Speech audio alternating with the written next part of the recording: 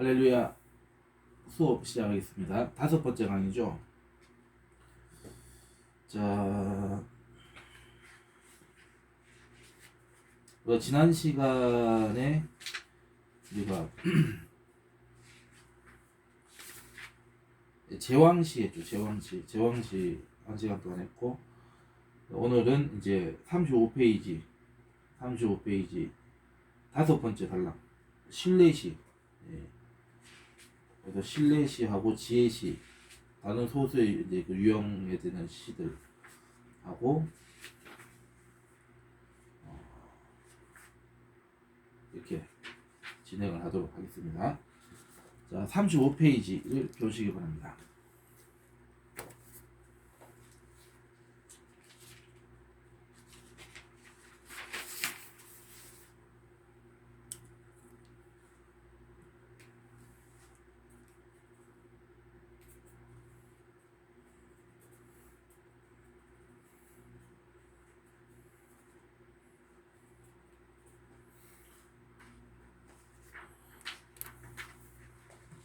자, 보겠습니다.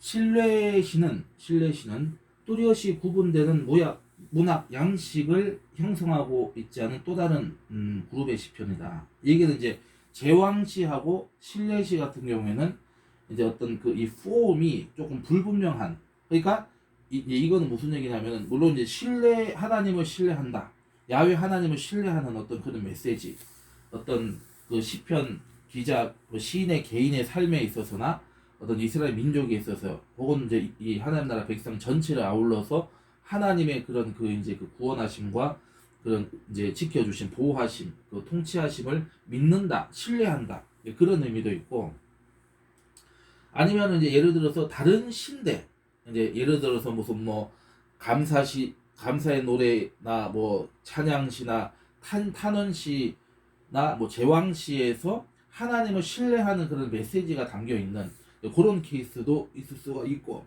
그래서 이게 불분명한 게 많다. 근데 그래도 이제 어떤 하나님을 신뢰한다라고 하는 그 메시지가 이제 그 주제 내지는 주 내용으로 이렇게 그 분류되는 것들을 이제 이렇게 본다면은 이제 신뢰시로 이렇게 유형으로 구분할 수 있지 않을까, 이렇게 보고 있습니다. 그래서 이제 11편,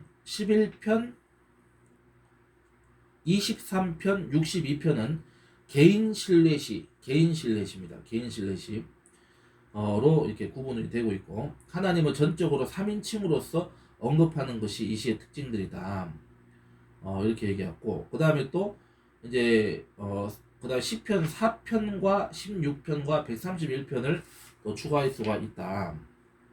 그래서 이제 11, 23, 62, 그 다음에 4, 16, 131편, 이렇게 이제 개인 신뢰시 볼 수 있고, 그 다음에 공동체 신뢰시가 있습니다. 공동체 신뢰시, 이것은 이제 10편, 115편, 125편, 129편, 이는 공동체 신뢰시로 분류할 수 있지만은 각각의 경우는 이러한 분류가 적절한지에 대한 논쟁이 있다.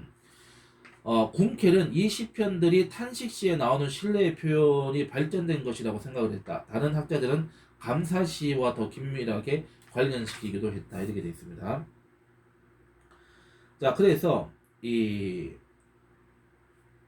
신뢰시들을 한데 묶어주는 것은 이 시들이 담고 있는 분위기, 무드, 어떤 분위기, 어떤 이 색깔을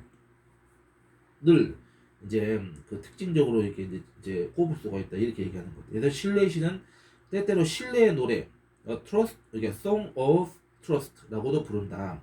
일반적으로 하나의 구분되는 그룹으로 인정하긴 하지만은 이 그룹이 얼마나 큰지에 대해서는 의견이 일치하지 않는다. 그러니까 이 내용 자체도 사실은 이게 아까 얘기했던 이 시편들 제외하고는 이 섞여 있는 부분이기 때문에, 그거는 뭐 어떻게 신뢰시라고 이렇게 딱 구분해서 말하기가 좀 어려운 측면들이 있고, 이제 개중에서 이제 이렇게 신뢰한다는 그 주제 메시지는 아까 얘기했던 개인 신뢰시와 이 공동체 신뢰시로 나누어진다, 이렇게 이제 보시면은 되겠습니다. 그럼 어떤 내용인지 한번 볼까요?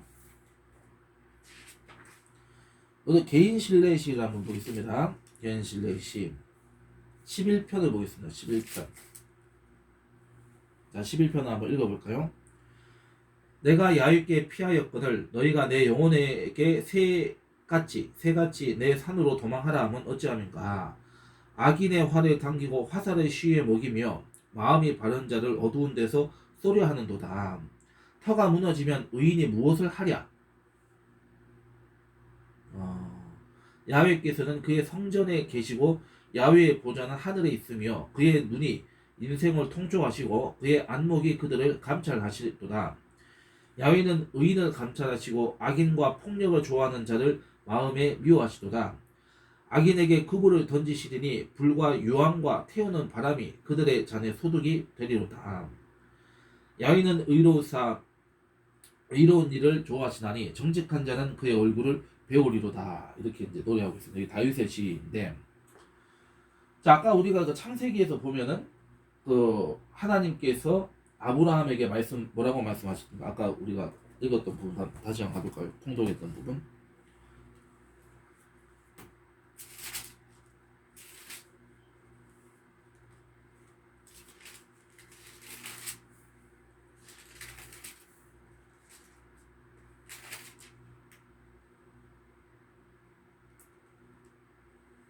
자, 아브라함에게 15장 1절에 뭐라고 했습니까? 이게 15장 유명한 이 후손 언약이라고 하고 횃불 언약이라고 하는 그 이제 언약이 체결되는 사건을 얘기하고 있는데, 여기서 하나님께서 아브라함에게 뭐라고 말씀하고 있습니까? 두려워하지 말아라. 나는 내 방패요. 그다음에 또 뭐라고 있어? 너의 지극히 큰 상급이라. 상급이냐 이렇게 말씀. 그러니까 하나님의 사람들에게 하나님이 바로 상급이 된다. 하나님이 바로 우리의 모든 것이 되어 주신다. 이 말씀을 하고 있는데, 여기 지금 이 시편 11편으로 돌아와 가지고, 자, 시편 11편에서 악인의 소득, 이거 악인의 소득이라고 하는 건 쉽게 얘기해서 악인의 상급과도 같은 개념이죠. 그럼 악인에게 상급은 뭐죠? 지금 여기 뭐라고 되어 있어요? 불과 유황과 태우는 바를 그들 자녀 소득이 돼. 그러니까 지옥이 너희들의 소득이 될 것이다. 그 얘기를 하는 거죠. 지옥이 이제 영원한 그 형벌과 저주의 그러한 그 세계가 너의 소득이 될 것이다. 너의 상급이 될 것이다. 그러니까 하나님이 없는 저주받고 고통과 미움과 증오와 온갖 그 죄악의 그 이제 구렁텅이 같은 그곳이 바로 너희들의 소득이 될 것이다. 이 얘기를 하는 거예요. 하나님을 믿고 하나님 앞에 믿음으로 의롭게 사는 자들에게는 하나님이 바로 그 하나님의 백성들에게 여러분과 저의 상급이 되시고 소득이 되신다고 한다면은 이들은 지옥에 있는 소득이 될 것이다. 그 얘기를 이렇게 우리가 대조적으로 생각해 볼 수가 있는 것이죠. 자, 그 다음에 23편을 한번 또 가겠습니다. 23편 뭐 잘하는 시죠. 너무도 유명하시죠. 자, 다윗의 시죠. 자, 하나님을 신뢰하는 것이죠. 자, 23편 1절 6절 우리 다 같이 우리 합독하겠습니다. 시작. 야훼는 나의 목자시니 내게 부족함이 없으리로다. 그가 나를 푸른 풀밭에 놓이시고 쉴만한 물가로 인도하시는도다. 내 영혼을 소생시키시고 자기 이름을 위하여 의의 길로 인도하시는도다. 내가 사망의 음침한 골짜기로 다닐지라도 해를 두려워하지 않을 것은 주께서 나와 함께 하심이라. 주의 지팡이와 막대기가 나를 안위하시나이다.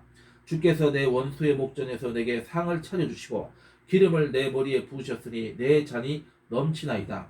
내 평생의 선하심과 인자하심이 반드시 나를 따르리니 내가 야훼의 집에 영원히 살리로다.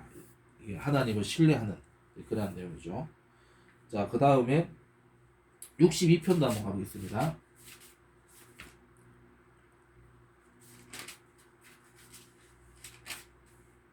자, 62편 한번 읽어보겠습니다. 시작. 나의 영혼이 잠잠히 하나님만 바라며 나의 구원이 그에게서 나오는도다.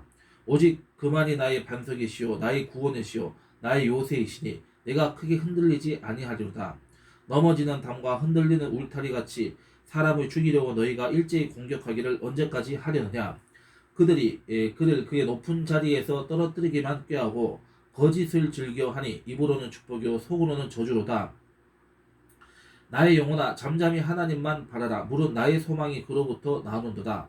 오직 그만이 나의 반석이시요 나의 구원이시요 나의 요새이시니 내가 흔들리지 아니하리로다. 나의 구원과 영광이 하나님께 있으며 내 힘의 내 반석과 피난처도 하나님께 있도다. 백성들아 시시로 그를 의지하고 그의 앞에 마음을 토하라. 하나님은 우리의 피난처시로다. 아 슬프도다 사람은 입김이며 인생도 속임수이니 저울에 달면 그들은 입김보다 가벼우리로다. 포악을 의지하지 말며 탈취한 것으로 허망하여지지 말며 재물이 늘어도 거기에 마음을 두지 말지어다. 하나님이 한두 번 하신 말씀을 내가 들었나니 권능은 하나님께 속하였다 하셨도다. 주여 인자함은 주께 속하오니 주께서 각 사람이 행한 대로 갚으심이니이다. 이렇게 이제 노래하고 있죠. 자, 그 다음에 뭐 4편, 16편, 뭐 131편은 이제 넘어가겠습니다. 그 다음에 115편으로 보죠. 115편.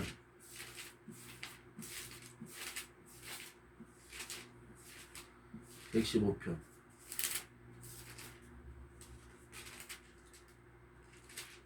자, 115편도 한번 읽어보겠습니다. 야훼의 영광을 우리에게 돌리지 마옵소서. 우리에게 돌리지 마옵소서. 오직 주는 인자하시고 진실하심으로 주의 이름에만 영광을 돌리소서.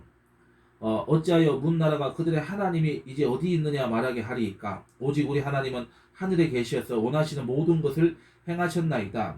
그들의 우상들은 은과 금이요 사람이 손으로 만든 것이라. 입이 있어도 말하지 못하며 눈이 있어도 보지 못하며 귀가 있어도 듣지 못하며 코가 있어도 냄새 맡지 못하며 손이 있어도 만지지 못하며 발이 있어도 걷지 못하며 목구멍이 있어도 작은 소리조차 내지 못하느니라. 우상들을 따르는 자들과 그것을 의지하는 자들이 다 그와 같으리로다. 이스라엘아 야훼를 의지하라. 그는 너희의 도움이시오 너희의 방패시로다. 아론의 집이여 야훼를 의지하라. 그는 너희의 도움이시오 너희의 방패시로다. 야훼를 경외하는 자들아 너희는 야훼를 의지하여라. 그는 너희의 도움이시오 너희의 방패시로다.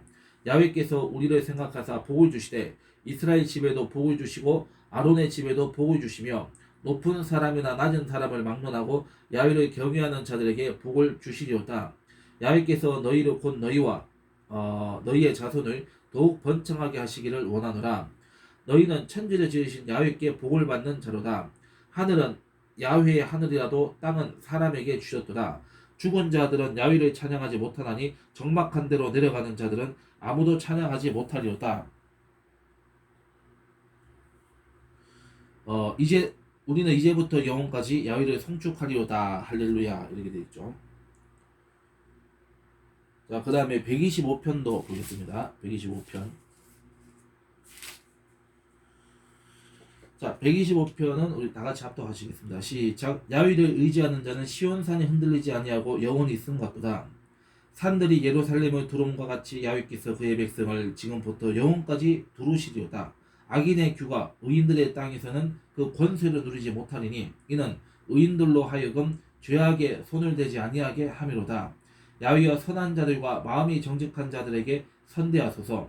자기의 굽은 길로 치우치는 자들은 야훼께서 죄를 범하는 자들과 함께 다니게 하시리로다. 이스라엘에게는 평강이 있을지어다. 이렇게 얘기하고 있고, 그 다음에 129편. 자, 다같이 합독하시겠습니다. 시작. 이스라엘은 이제 말하기를 그들이 내가 어릴 때부터 여러 번 나를 괴롭혔도다. 그들이 내가 어릴 때부터 여러 번 나를 괴롭혔으나 나를 이기지 못하였도다. 박가는 자들이 내 등을 갈아 그 고랑을 길게 치었도다. 야훼께서는 의로사 악인들의 줄을 끊으셨도다. 무릇 시온을 미워하는 자들은 수치를 당하여 물러갈지어다. 그들은 지붕의 풀과 같을지어다. 그것은 자라기 전에는 마르는 것이라. 이런 것은 베는 자의 손과 묶는 자의 품에 차지 아니하나니 지나가는 자들도 야훼의 복이 너희에게 있을지어다 하거나 우리가 야훼 이름으로 너희에게 축복한자 하지 아니하느니라. 이렇게 되어 있죠. 자, 그래서 여기까지가 이제 하나님을 신뢰하자라고 하는 주제를 메시지로 한 시편들입니다. 자, 넘어가겠습니다. 여기까지 했고, 그 다음에 이제 지혜시로 넘어가겠습니다. 36페이지 세 번째 단락이죠.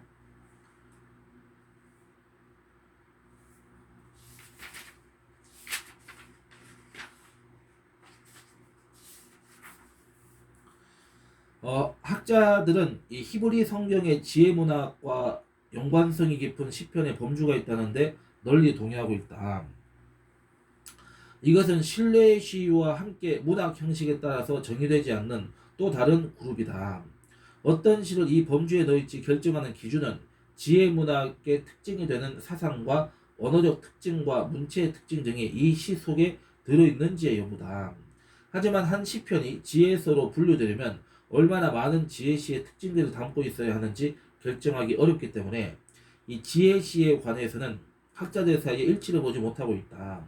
이런 이유로 지혜시라는 범주가 가치 있는지에 대해 의문을 제기하는 학자들도 있다. 다음의 시편들은 대부분의 지혜시 목록에 들어있는 것들이다. 그래서 시편 1편, 34편, 37편, 49편, 73편, 111편, 112편 이렇게 되어 있죠. 이 시들이 공통적으로 담고 있는 요소는 시인이 삶의 의미에 대한 의문과 특별히 악인의 번성과 의인의 고난의 문제에 대해서 질문하고 있다는 점이다. 또 이 시들은 지혜 문학에서 볼 수 있는 단어와 표현들을 사용하고 있다. 요거로 한번 보겠습니다. 자, 다시 한번 설명한다면은 우리가 좀 밑줄을 쳐야 되겠죠, 여기에.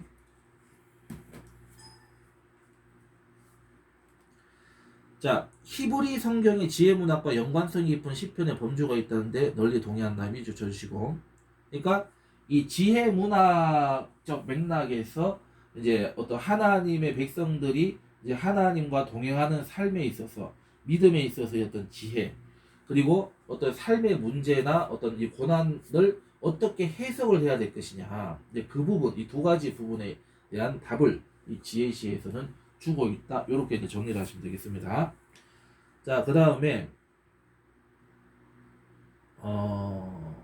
이제 그 제왕시나 신뢰시처럼 이것 또한 이 문학 형식에 따라서 정의되지 않은 또 다른 그룹이다. 이것도 밑줄 쳐 주시기 바랍니다. 그 다음에 어떤 시를 이 범주에 넣을지 결정하는 기준은 이 지혜 문학의 특징이 되는 사상과 언어적 특징과 문체의 특징 등이 시 속에 들어있는지 여부다. 하지만 한 시편이 지혜서로 분류되려면 얼마나 많은 지혜시 특징을 담고 있어야 하는지에 대해서는, 왜냐면 무엇이 지혜시인지, 그럼 지혜시의 특징이 뭔지, 그런 거는 우리가 이 지혜를 주제로 담고 있는 시들에서는 사실은 보이지 않고 있다. 그냥 지혜에 대한 말씀, 그 지혜라고 하는 것은 이제 그나마 이렇게 좀 이제 발견할 수 있는 것은 제가 아까 말씀드렸던 것, 하나님의 이제 우리가 하나님의 지혜, 하나님이 주신 지혜, 또 우리가 보겠습니다.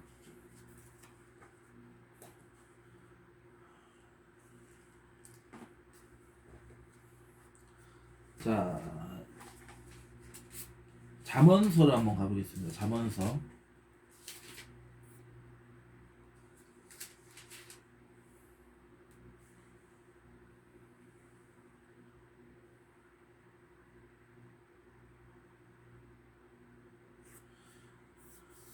자, 잠언서 1장 7절을 보겠습니다.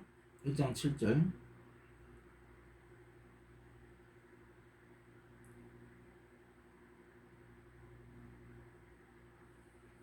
자, 야훼를 경외하는 것이 지식의 근본이거든 미련한 자는 지혜와 훈계를 멸시하느니라. 이렇게 얘기하고 있죠. 자, 지식의 근본이 뭐냐? 지혜다. 그 지혜가 뭐냐? 하나님을 경외하는 것이다. 자, 그렇다면은 우리가 이 말씀에 비추어서 우리가 연결을 지어보면은 결국은 이 시편의 지혜시라는 것은 하나님을 경외하고, 예, 하나님께서 주시는 그 지혜, 인간의 지혜하고 다른 거죠. 하나님이 주시는 지혜를 받아서 살아가야 한다는 것이 첫 번째 메시지가 되는 거고, 첫 번째 메시지가 뭐라고요? 여기 한번 적어봅시다. 하나님이 주시는 지혜를 받아서 이제 먹고, 그러니까 뜯고, 뭐 이게 씹고 이게 맛보는 그런 삶이 되어야 된다는 거하고, 두 번째는 이 신자들의 삶의 문제들을 어떻게 해석해야 되느냐, 이 부분이 이제 이 지혜시에서 이제 발견할 수가 있고, 그 다음에 세 번째는 이제 이 삶의 자리, 우리가 어떤 자리에 있어야 될 것이냐, 하나님이 명하는 자리에 있어야 된다. 이걸 지금 얘기하고 있는 것이죠. 그래서 이것이 이 지혜시의 이 지혜시의 핵심 메시지다. 이렇게 이제 정리할 수가 있는 것입니다. 지혜시의 핵심의 메시지 세 가지. 첫 번째 뭐라고요? 하나님이 주신 지혜로 살아가야 된다. 두 번째, 삶의 문제를 어떻게 해석을 할 것이냐. 세 번째, 삶의 자리에서 내가 어떻게 살아갈 것이냐. 이 부분을 얘기를 하는 것이죠. 이 적용의 문제인 것 같아요. 적용 문제. 적용 문제. 자, 그 다음에 공통적으로 담고 있는 요소는 시인이 삶의 의미에 대한 의문과 특별히 악인의 번성과 의인의 고난의 문제에 질문하고 있다는 점, 요거였죠.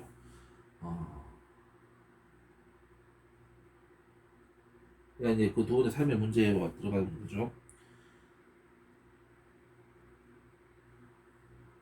그 다음에 지혜 문학에서 볼 수 있는 단어와 표현들을 이제 표현을 하고 있다. 이렇게 이제 이것도 생각할 수 있겠죠.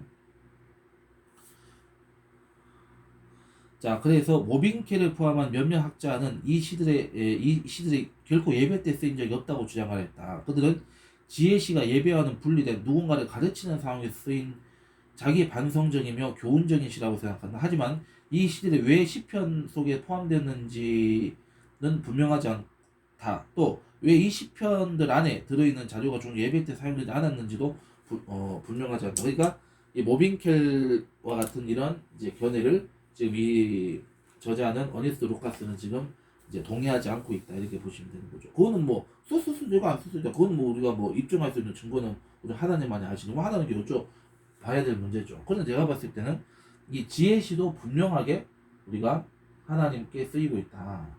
또 예를 들어서 자, 여기 지금 시편 1편이 지금 지혜시로 지금 지목이 되겠죠. 자, 복 있는 사람 악인들 꾀렸다는, 우리가 지금 이 시대는 예배 때 이 찬양을, 복 있는 사람은 찬양을 우리가 부르고 있냐. 복 있는 사람은 악한 뭐 꾀에 빠지지 않고 뭐 이 찬양이 있잖아요. 그 오래된 찬양인데 예배하고 있잖아요 지금. 그러면 지금은 그렇게 하고 있는데 그럼 그 당시는 안 하겠냐 이거지. 그래서 그런 것들이 우리가 이제 그 이 논쟁의 한 부분, 지혜시에 관련된 부분이 있다. 자, 그러면 이제 한번 1편을 한번 보겠습니다. 표본 김에 1편 한번 우리 다 같이 합독하시겠습니다. 시작. 복 있는 사람은 악인들의 꾀를 따르지 아니하며 죄인들의 길에 서지 아니하며 오만한 자들의 자리에 앉지 아니하고 오직 야훼의 율법을 즐거워하여 그의 율법을 주야로 묵상하는도다. 그는 시냇가에 심은 나무가 철에 따라 열매를 맺으며 그 잎사귀가 마르지 아니함 같으니 그가 하는 모든 일이 다 형통하리로다. 악인들은 그렇지 아니하며 오직 바람에 나는 겨와 같도다. 그러므로 악인들은 심판을 견디지 못하며 죄인들이 의인들의 모임에 들지 못하리로다. 무릇 의인들의 길은 야훼께서 인정하시나 악인들의 길은 망하리로다. 그 다음에 34편.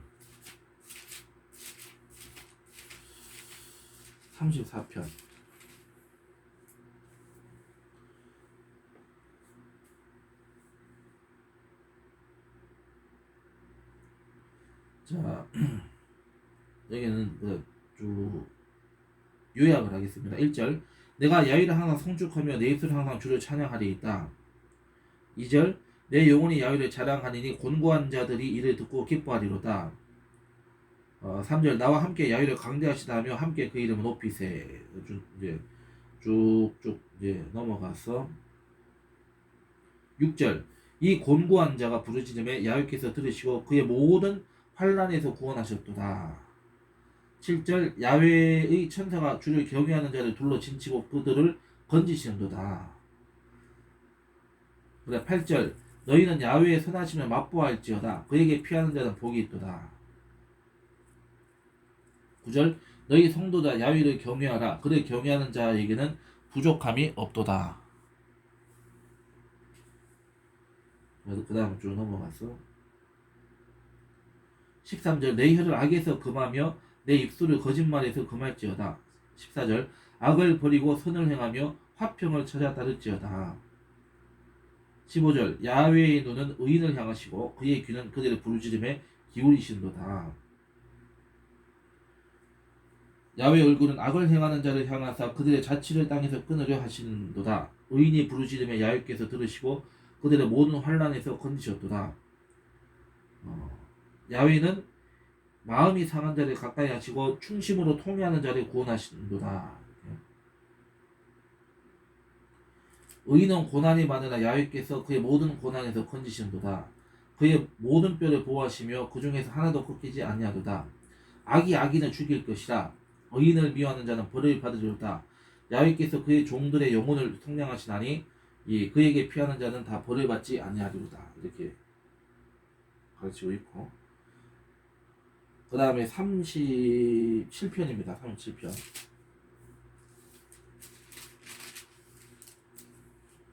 여기도 꽤 있네요. 자, 1절. 악을 행하는 자들 때문에 불평하지 말며 불의를 행하는 자들 시기하지 말지어다. 그들은 풀과 같이 속히 뱀을 당할 것이며 푸른 채소같이 쇠잔할 것이므로다. 야훼를 의뢰하고 선을 행하라. 땅에 머무는 동안 그의 성실을 먹을 것을 삼을지어다. 또 야훼를 기뻐하라. 그가 내 마음의 소원을 내게 이루어 주시려다. 내 길을 야훼께 맡기라. 그를 의지하면 그가 이르시고 내 의를 빛같이 나타내시며 내 공의를 종의 빛같이 하시려다. 그 다음에 야훼 앞에 잠잠하고 참고 기다리라. 자기 길이 형통하며 악한 꾀를 이루는 자 때문에 불평하지 말지어다. 분을 그치고 노를 버리며 불평하지 말라. 오히려 악을 만들 뿐이니라.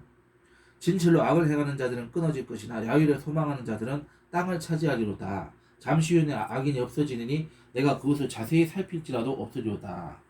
그러나 온유한 자들은 땅을 차지하며 풍성한 화평으로 즐거워하리로다. 악인이 의인치기를 꾀하고 그를 향하여 그의 일을 가른다. 그러나 주께서 그를 비웃으시리니 그의 날이 다가옴을 보시미로다. 악인이 칼을 빼고 활을 당겨 가난한 궁핍한 자를 엎드려뜨리며 행위가 정직한 자를 죽이고자 하나 그들의 칼은 오히려 그들의 양심을 찌르고 그들의 활은 부러지리로다. 의인의 적은 소유가 악인의 풍부함보다 낫도다. 악인의 팔은 부러지나 의인은 야훼께서 붙드시는도다. 쭉 이제 나머지는 넘어가고,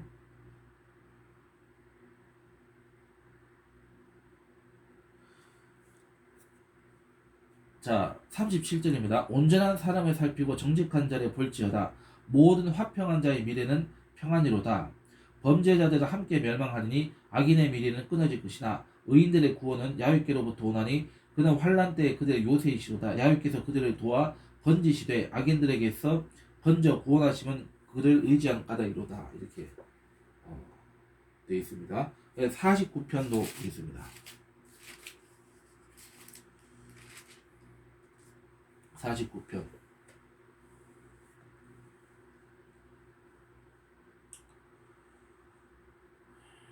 1절 보겠습니다. 무 백성들아 이를 들으라. 세상의 거민들아 모두 귀를 기울이라. 빈부귀천을 막론하고 다 들을지어다. 내 입은 지혜를 말하겠고 내 마음은 명철을 작은 소리로 읊조리로다. 내가 비유에 내 귀를 기울이고 수금으로 나의 오묘한 말을 풀리로다. 죄악의 나를 따라다니며 나를 에워싸는 환난의 나를 내가 어찌 두려워하랴.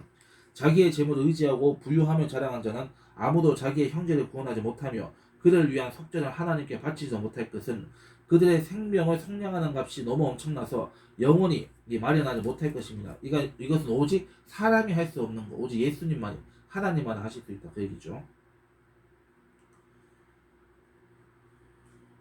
10절. 그러나 그는 지혜 있는 자도 죽고 어리석고 무지한 자도 함께 망하며 그들의 재물은 남에게 남겨두고 떠나는 것을 보게 되리로다.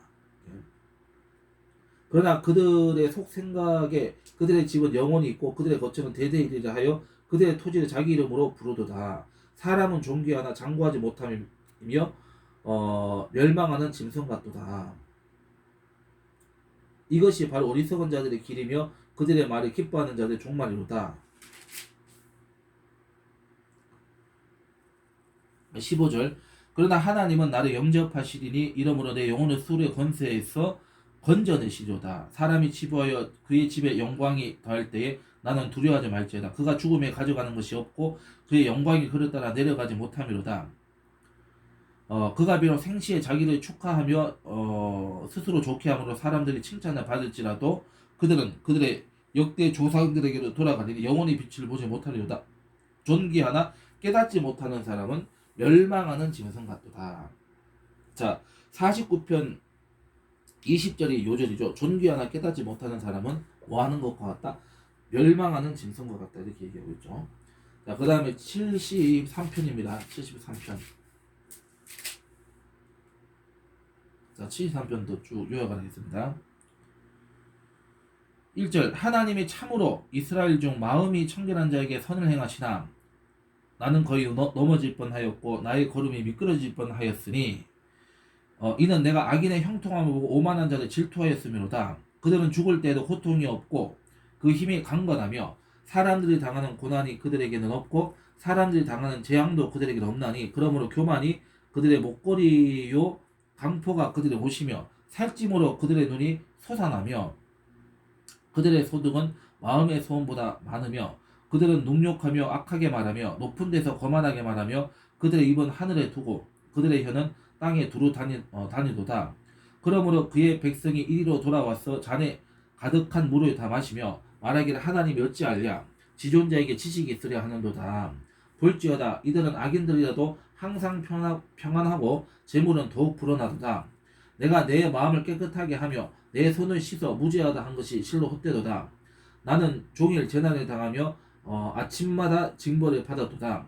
내가 만일 스스로 이르기를 내가 그들처럼 말하리라 하였더라면 나는 주의 아들들의 세대에 대하여 악행을 행하였으리이다.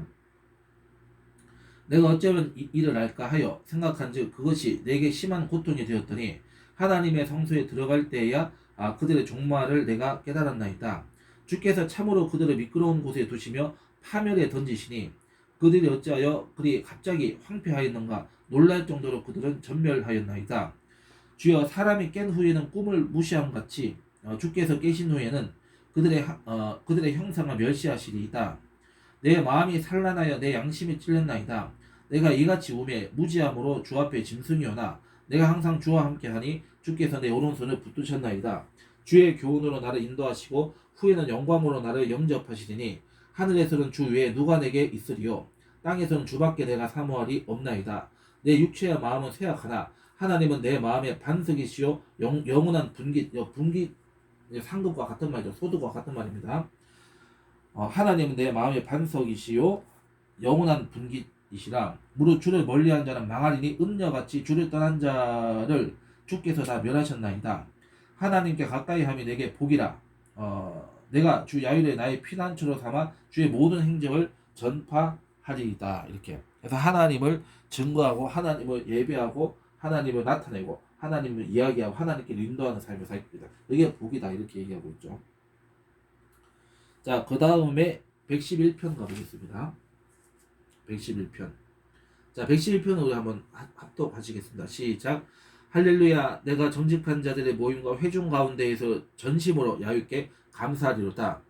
야훼께서 행하시는 일들이 크시오니 이를 즐거워하는 자들이 다 기리는도다.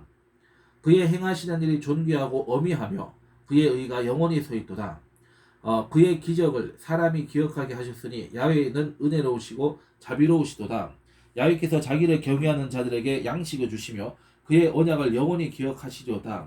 그가 그들에게 문 나라의 기업을 주사 그가 행하시는 일의 능력을 그들에게 알리셨도다. 그의 손이 하는 일은 진실과 정의이며 그의 법도는 다 확실하니 영원 무공토로 정하신 바요 진실과 정의로 행하신 바로다.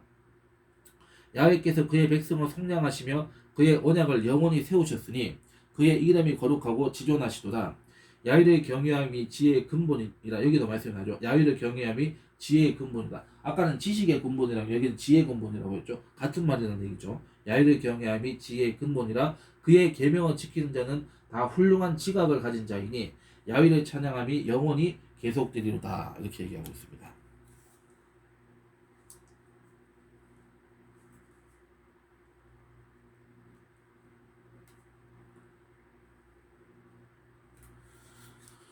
자, 보겠습니다. 또 112편 옆에죠. 자, 또 합독하겠습니다. 시작. 할렐루야. 야훼를 경외하며 그의 계명을 크게 즐거워하는 자는 복이 있도다. 그의 후손이 땅에서 강성하며 정직한 자들의 후손에게 복이 있으리로다.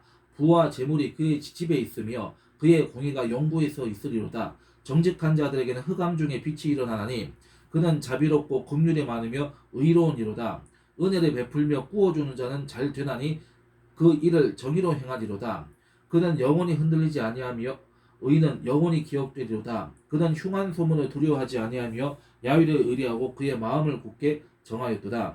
그의 마음이 견고하여 두려워하지 아니할 것이라. 그의 대적들이 받는 보응을 마침내 보리로다. 그가 재물을 흩어 빈공한 자들에게 주었으니 그의 의가 영구히 있고 그의 뿔이 영광 중에 들리리로다. 악인은 이를 보고 한탄하여 이를 갈면서 소멸되리니 악인들의 욕망은 어떻게 된다고요? 사라지리로다. 하나님께서 멸망치게 해질 것이다 이렇게 얘기하고 있는 것이죠. 자, 그래서 여기까지가 이제 하나님의 지혜, 지혜라고 하는 것은 아까 얘기한 세 가지로 나오고 있다 이렇게 보시면 돼요. 그래서 두 번째 삶의 문제라는 게 아까 얘기했던 이제 이 선악의 문제, 이 악인과 선인의 이 대조되는 이 삶, 이거를 하나님이 어떻게 이제 바로잡아 주실 것인가를 이제 노래한다 이렇게 볼 수 있죠. 자, 그래서 지혜시를 공부를 했고 또 넘어가겠습니다. 이제 마지막 이제 시편 유형의 마지막 유형들입니다. 자, 다른 소수의 유형들 이제 보통 기타시라고도 얘기를 하는데, 그러니까 어느 쪽에도 해당되지도 않고 섞여 있는 경우도 있고 아니면은 뭐 이렇게 뭐 뭘 얘기하는 건지 아니면 이렇게 연결되어 있는 것도 있고, 그래서 이런 이제 그 유형들이 또 있는 것을 등등의 그런 이제 각종 그 이제 그 독자적인 시들을 얘기를 하는 것 같은데, 자 보겠습니다. 자, 하나님의 토라, 이제 교훈이죠. 교훈과 율법이죠. 그래서 이 하나님의 토라를 찬미하는 내용상의 공통점 때문에 서로 연결된 시편이 있다. 이 시편 19편과 119편이 그것이다. 19편은 두 부분으로 나누어진다. 첫째 부분은 1절로 6절 부분은 창조, 특히 하나님의 영광을 증거하는 해에 대해 말하고 있고, 둘째 부분은 7절에서 14절인데 토라를 찬양하고 있다. 하나님 말씀을 찬양한다 이렇게 해석할 수 있겠죠. 그래서 이 시가 원래는 별개의 두 시였다가 한데 모아놓은 것이라고 주장하는 학자도 있지만은, 이런 견해는 내적인 사상의 일관성을 간과하는 생각이다. 고대 근동에서는 해는 빛과 생명의 근원일 뿐만이 아니라 정의의 원천이자 지지자로 간주되었다. 이런 예는 이 이집트 문명과 메소포타미아 문명 그리고 히타이트에서 그 증거를 볼 수 있다. 이 시의 배후에는 해는 하늘에서 모든 것을 다 보는 눈이라는 이 사상이 자리 잡고 있을지 모른다. 따라서 전반부에서 해를 언급하는 것은 이 후반부의 주제를 준비하는 역할을 한다. 더욱이 어떤 식으로 창조 세계가 하나님을 증거하는지를 묻는다면은 그 대답은 규칙적인 해 이동에 대한 언급이 될 것이다. 하나님의 물리적인 세계에 법을 주시는 것은 인간 세상의 도덕법을 주시는 것과 서로 이제 반응한다, 연결됐다 얘기죠. 상응한다 얘기죠. 시편 119편은 토라에 대한 묵상을 모아놓은 선집이다. 그래서 그 박스로 이제 설명이 되죠. 119편에 대한 내용이 설명이 되어 있습니다. 자, 그런데 어쨌든 여기서 이제 이 표시를 해야 될 것이, 이 토라 율법을 주제로 한 시가, 그죠? 19편과 119편이라는 것은 우연의 일치일 것이다. 우연의 일치로 봐야 되고, 시편 119편은 시편과는 가장 길고 가장 신중한 구조를 가진 시다. 그래서 이제 이 아크로스틱 형식을 가진 시다. 아크로스틱이라고 하는 것은 이제 그것을 이렇게 딱 운율에 맞추어서 이렇게 만드는 걸 얘기하는 거죠. 그래서 이 첫 8행은 이 알파벳 첫 글자로 시작을 하고, 다음 8행은 그 다음 알파벳으로 시작하며 계속해서 22개 알파벳으로 시작해서 모두 176행으로 구성되어 있다. 이 아크로스틱이라는 것은 이제 알파벳 어떤 그 언어의 이 문자, 글자, 숫자 이제 그 순서대로 이렇게 이제 배열을 하는 경우도 아크로스틱이라고 할 수 있고, 또 아니면은 어떤 의미나 운율이나 어떤 단어나 문장의 어떤 그 형태에 따라서 이렇게 이제 맞추어서 하는 이제 형식을 이제 띄고 있는데, 지금 이렇게 이제 지금 정리가 되고 있다고. 그러니까 이 히브리 알파벳 글자 순서대로 되어 있다 이렇게 볼 수가 있죠. 자, 이 시에는 토라에 대한 다른 주요한 용어들이 8개나 나온다. 그래서 토라 훈계가 25번, 증거가 23번, 규례가 23번, 계명이 22번, 율례가 22번, 말씀이 22번, 복도가 19번, 야외 길, 하나님께 나아가는 어떤 이 성도들의 어떤 삶, 인생길 이런 도가 이제 3번이 나온다. 그래서 90절과 112절을 제외한 각 구절들은 이 용어들 중 하나를 반드시 포함을 하고 있다. 이렇게 발견하고 있습니다. 자, 이 시편 안에서 뚜렷한 사상의 발전은 없다. 이 시편은 기본적으로 토라에 관해 묵상한 말들을 모아놓은 선지다. 이게 이 교훈, 하나님의 율법과 교훈에 대한 이 토라에 대한 이제 이 시인의 반응, 고백을 기록한 책이다. 이렇게 보시면 되죠.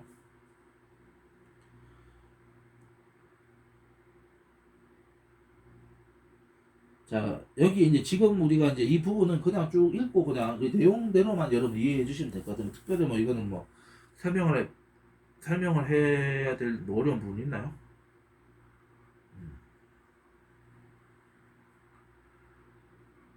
근데 해라고 하는 것은 이제 어떤 그 생명과 모든 이게 이제 그 이 물질과 존재의 어떤 그런 이제 원천, 그러니까 근원이 빛과 생명의 근원일 뿐 아니라 정의의 원천이자 지지자로 간주되고 있다. 그러니까 이 해라고 하는 것은 이제 쉽게 얘기해서 하나님을 의미할 수도 있고 하나님의 어떤 하나님의 어떤 말씀을 이제 의미하는 것일 수도 있다. 이렇게 돼 있죠.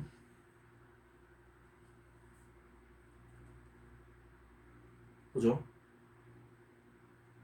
그러니까 제가 소중하게 바로 잡겠습니다. 그러니까 하나님을 의미할 수는 없는 것이고 하나님을 의미하는 것이 아니라 하나님을 의미하는 것이 아니죠. 하나님의 영광을 증거하는 해다. 그러면 하나님을 높이고 하나님을 찬양하는 그러한 그 대상이 이제 해로 이렇게 표현이 되고 있다. 이렇게 볼 수가 있겠죠. 그럼 한번 119편 한번 볼까요? 다 할 수는 없으니까 다 할 수는 없고. 자, 19편. 19편을 한번 가보죠.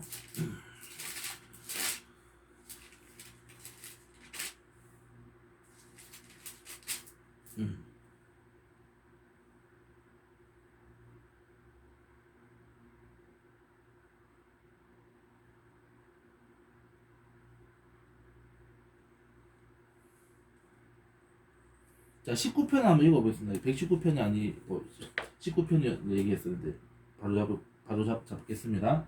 자, 제가 읽겠습니다. 하늘에 하나님의 영광을 선포하고 궁창이 그의 손을 하신 일을 나타낸도다. 날은 날에게 말하고 밤은 밤에게 지식을 전하니 언어도 없고 말씀도 없으며 들리는 소리도 없으나 그의 소리가 온 땅에 통하고 그의 말씀이 세상 끝까지 이루도다. 하나님이 해를 위하여 하늘의 장막을 베푸셨도다. 해는 그의 신방에서 나오는 신랑과 같고 그의 길을 달리기 기뻐하는 장사 같아서 하늘 이 끝에서 나와서 하늘 저 끝까지 운행하며 그의 열기에서 피할 자가 없도다.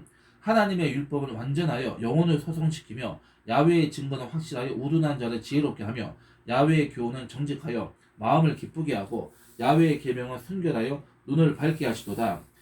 야훼를 경외하는 도는 정결하여 영혼까지 이루고 야훼의 법도 진실하여 다 의로우니 곧 곧 많은 송금보다 더 사모할 것이며 꿀과 송이꿀보다 더 달도다. 또 주의 종이 이것으로 경고를 받고 이것을 지킴으로 상이 크니이다.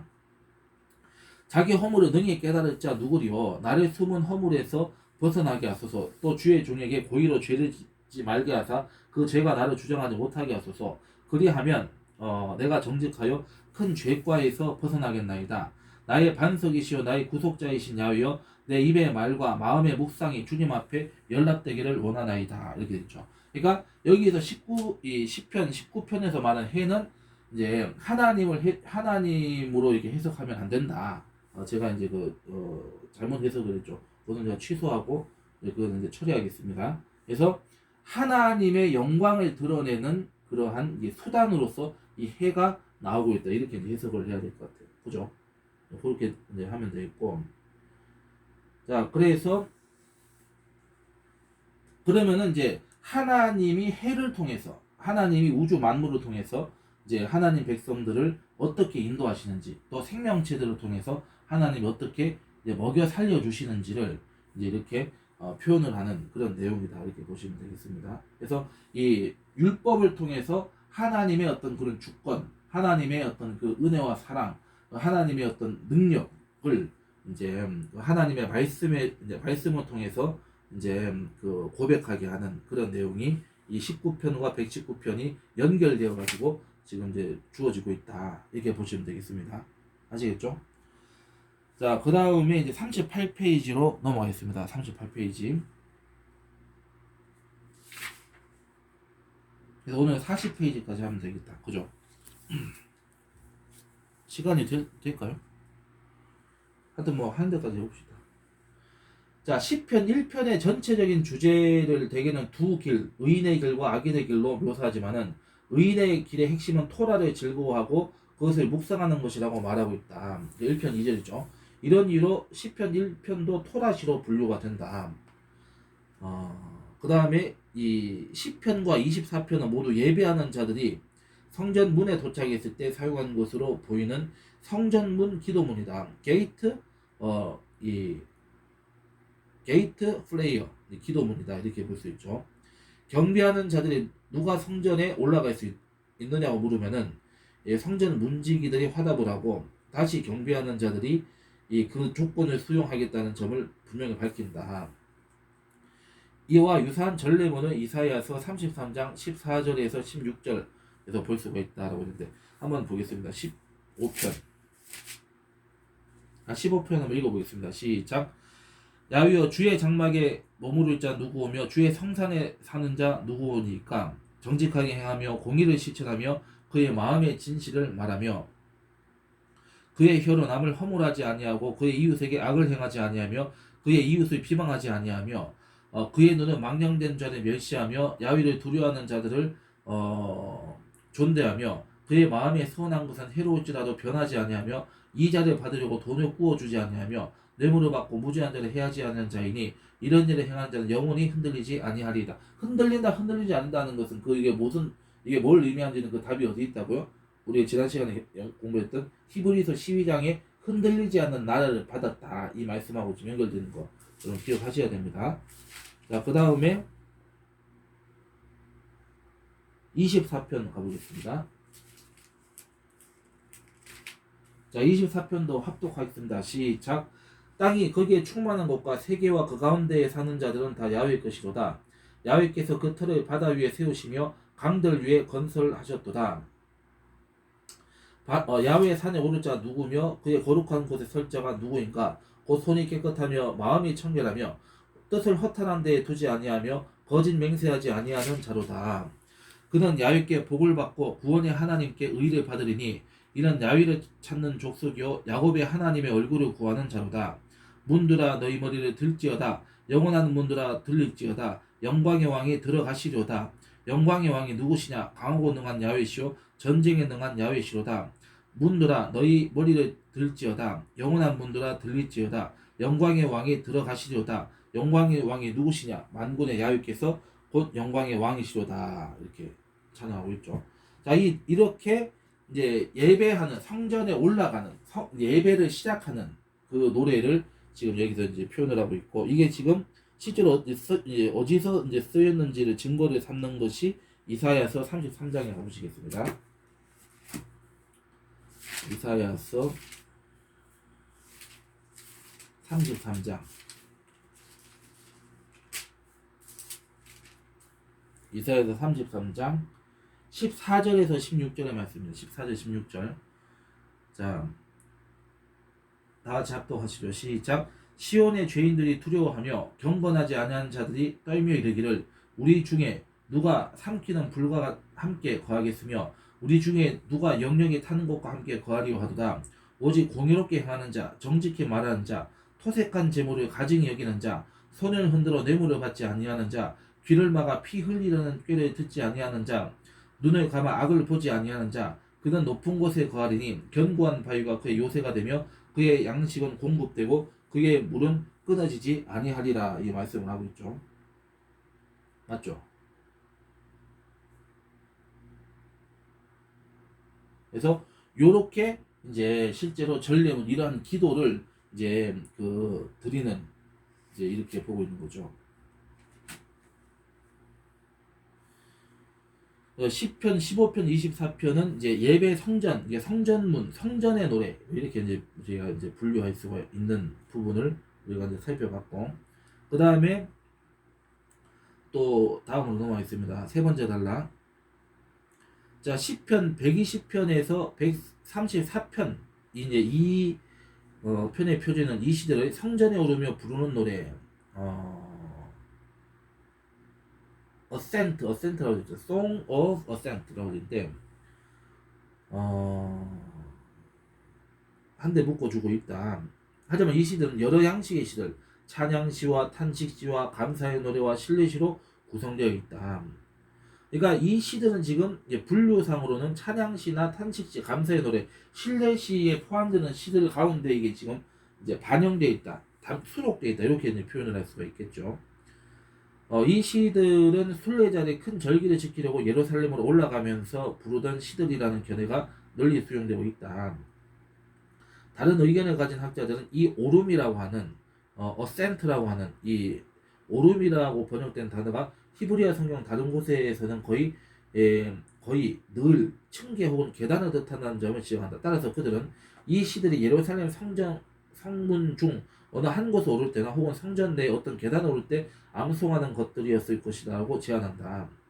소수의 학자들은 오름이라고 하는 올라간다, 오른다라는 말이 바벨론 포로에서 돌아오는 것을 가리킨다고 주장하였다. 하지만 이 가운데 몇몇 시편들에서 예루살렘과 성전이 다시 건축되었다는 암시를 주기 때문에 이 견해는 비판받고 있다.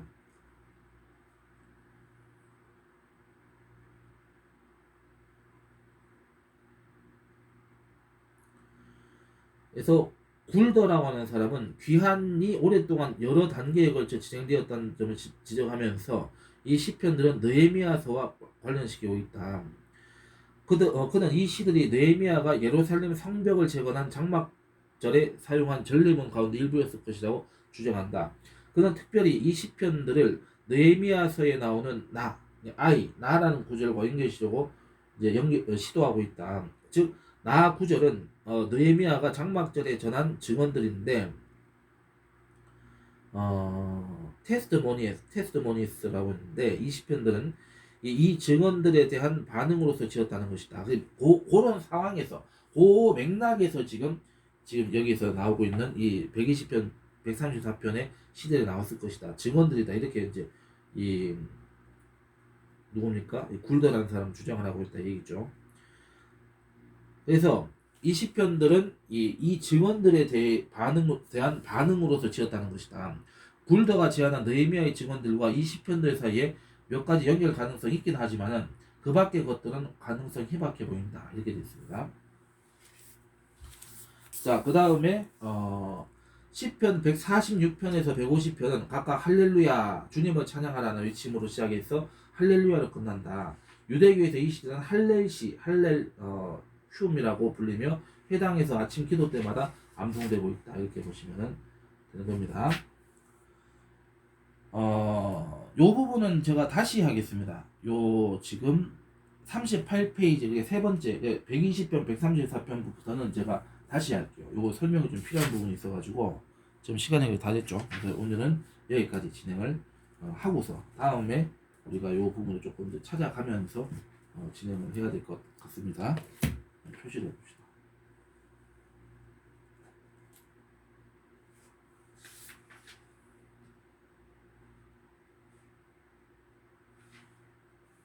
실내시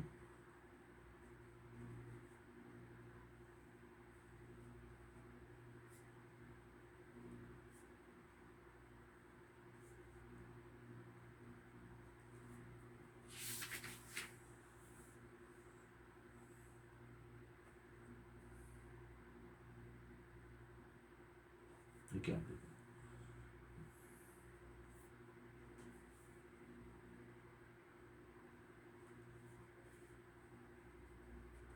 이렇게 하면 되겠죠. 예.